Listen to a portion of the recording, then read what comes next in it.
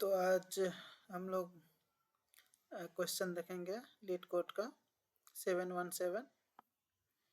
Question का headline है 1 bit and 2 bit characters. तो चलिए क्वेश्चन देखते हैं।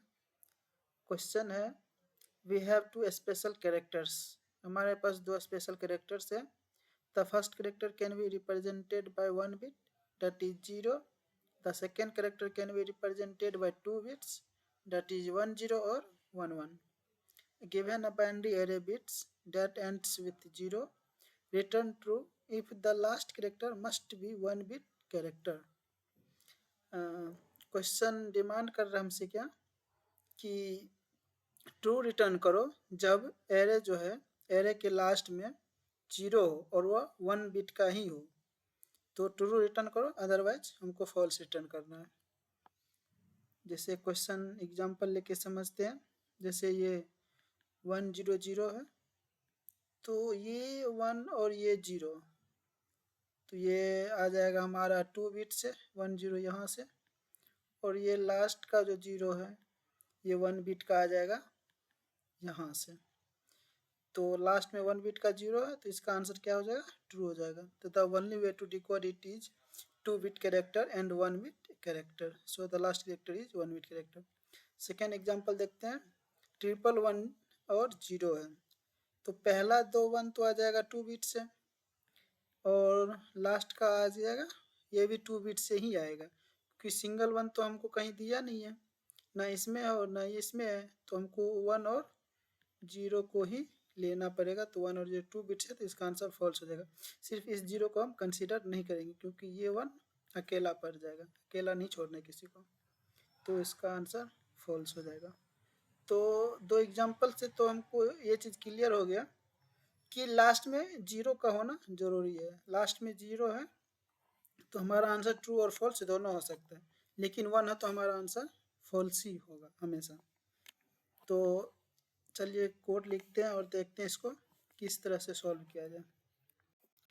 तो एक चीज़ तो कंफर्म है कि लास्ट में 1 नहीं होना चाहिए।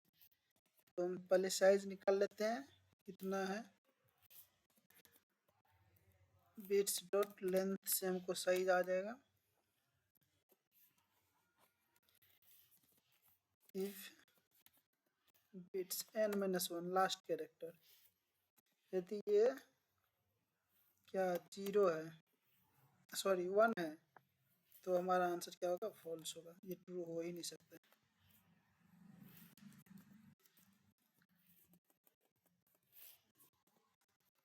ये फॉल्स हो गया। अब क्या है, अब हमको चेक करना पड़ेगा हर एक एलिमेंट्स को कि वो 1 0 है या फिर 1 1 है या फिर वो 0 है। तो इसके लिए तो आइटरेट करना पड़ेगा एरे के ऊपर। तो चलिए आइटरेट करके चेक करते हैं। For let i equal to 0 i less than n-1। n-1 क्यों, n-1 इसलिए क्योंकि लास्ट कैरेक्टर तो हम यहाँ पे चेक कर लिए कि 1 है। अब लास्ट कैरेक्टर क्या होगा, वो 0 है। हमको पता है कि वो 0 ही है, 1 नहीं हो सकता। 1 होगा तो रिटर्न यहाँ से हो जाए।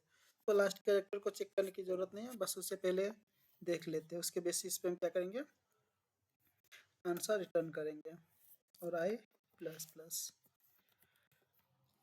यहाँ पे कुछ हुआ, कुछ कंडीशन ऐसा आया जहाँ से हम फॉल्स रिटर्न कर सकते थे, यहाँ से फॉल्स रिटर्न करेंगे, नहीं तो हमको ट्रू ही रिटर्न करना पड़ेगा। ये रिटर्न ट्रू कर देते हैं। चलिए एक चीज़ और यहाँ पे देखिए, जैसे ये जो 2 बिट कैरेक्टर है ये 1 0 है और 1 1 है। मतलब पहला बिट जो इसका है 1 है और इसका भी 1 है। इसका मतलब क्या हुआ कि यदि हम पहला इंडेक्स को चेक कर लिए तो दूसरा इंडेक्स को चेक करने की ज़रूरत ही नहीं है, यदि वो दूसरा इंडेक्स एग्जिस्ट करता है तब। यदि दूसरा इंडेक्स एग्जिस्ट ही नहीं कर रहा तो फिर तो हमको देखना पड़ेगा क्या है कि नहीं है। यदि दूसरा इंडेक्स सेकेंड वाला एग्जिस्ट कर रहा है तो उसका वैल्यू 0 है कि 1 है उसको चेक करने का ज़रूरत ही नहीं है, क्योंकि 0 और 1 दोनों में से कोई एक ही होगा।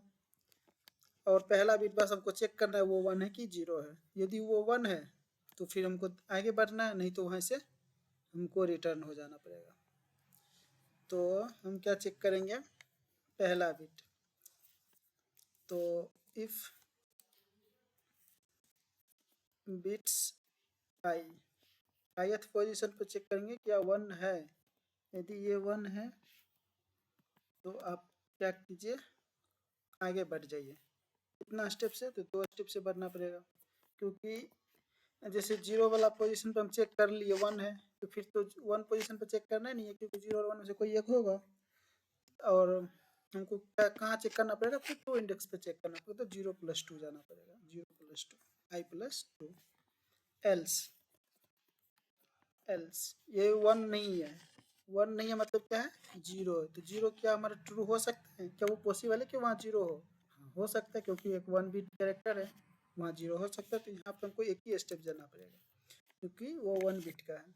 तो यहाँ पे ठीक है, इतना करने से हमारा आंसर आ जाना चाहिए। लेकिन एक कैच है यहाँ पे। कैच क्या है, जैसे हम एक एग्जांपल यहाँ ले,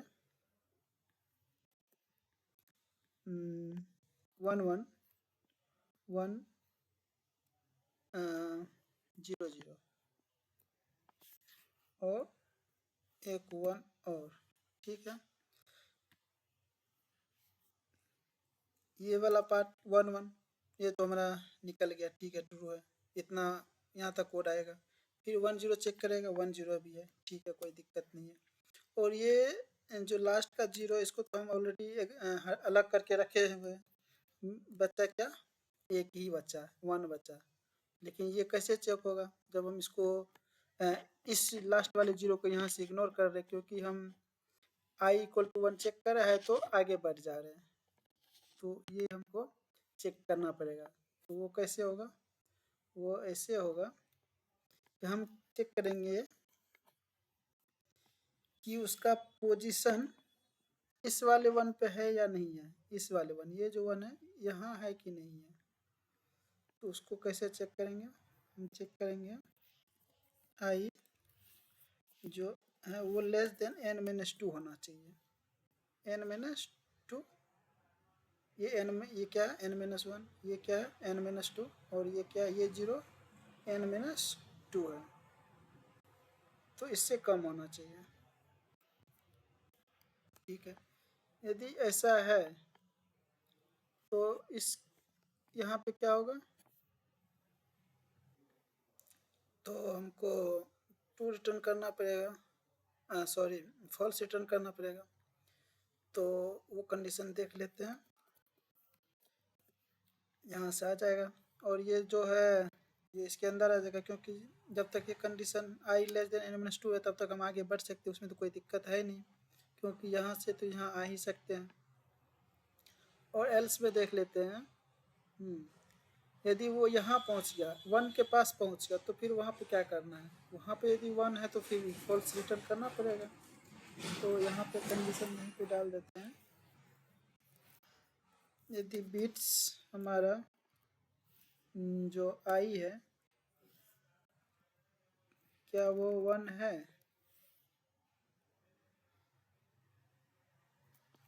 और n i के बराबर भी होना चाहिए, सॉरी i जो है n-2 के बराबर भी होना चाहिए। तो i = n-2, ठीक है।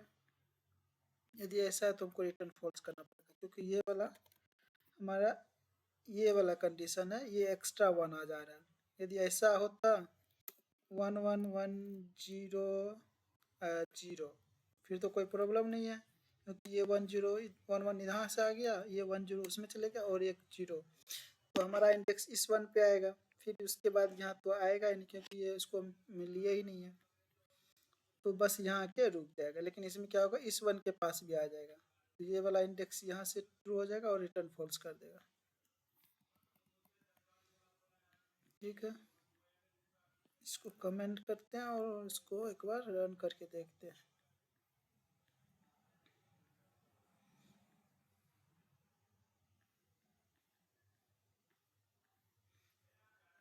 इसमें एक आंसर ट्रू आ रहा है और एक फॉल्स आ रहा है।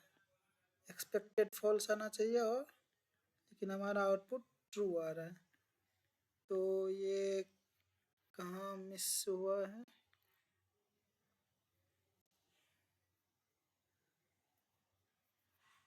ओके, यदि बिट्स ये क्या रिटर्न कर रहा है? हमारा आउटपुट ट्रू रिटर्न कर रहा है, मतलब ये फॉल्स के अंदर जा नहीं रहा है। ओके, देख लेते क्या दिक्कत आया। आई इक्वल टू n-2 तो होना चाहिए, क्योंकि ये वाला केस नहीं है तो ये वाला केस होगा। ठीक है, and bits I equal to 1, हाँ वो बिट्स जो है वो 1 के बराबर होना चाहिए। ठीक तो है, कहीं हो सकता है।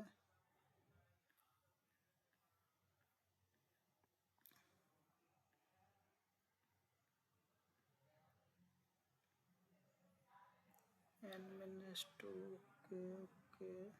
अच्छा, यहाँ पे आई प्लस प्लस नहीं करना है, क्योंकि यहाँ आई को ऑलरेडी बढ़ा रहे हैं। तो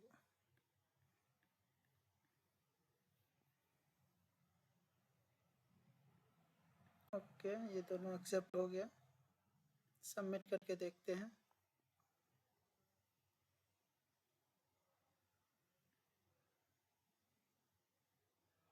चलिए, सक्सेसफुली सबमिट भी हो गया।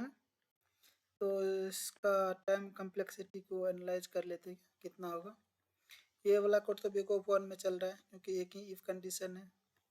उसके बाद एक फॉर लूप लगाया जो कि n-1 तक चल रहा है, और उसके अंदर एक इफ कंडीशन है, एक तो नहीं है, 2-3 है, तो उसको बिग ऑफ n में हैंडल कर लेगा। तो टाइम कम्प्लेक्सिटी की बात कर ले।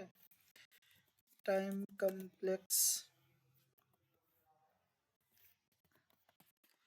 कम्प्लेक्सिटी तो ये हो जाएगा बिग ऑफ n-1, जो कि हमारा बिग ऑफ n ही है, और स्पेस तो कुछ ले नहीं रहा है, तो स्पेस कम्प्लेक्सिटी हो जाएगा, स्पेस कम्प्लेक्सिटी हमारा हो जाएगा बिग ऑफ 1। तो ये हमारा हो गया कम्प्लेक्सिटी एनालिसिस। इसको लिख देते हैं कम्प्लेक्सिटी एनालिसिस।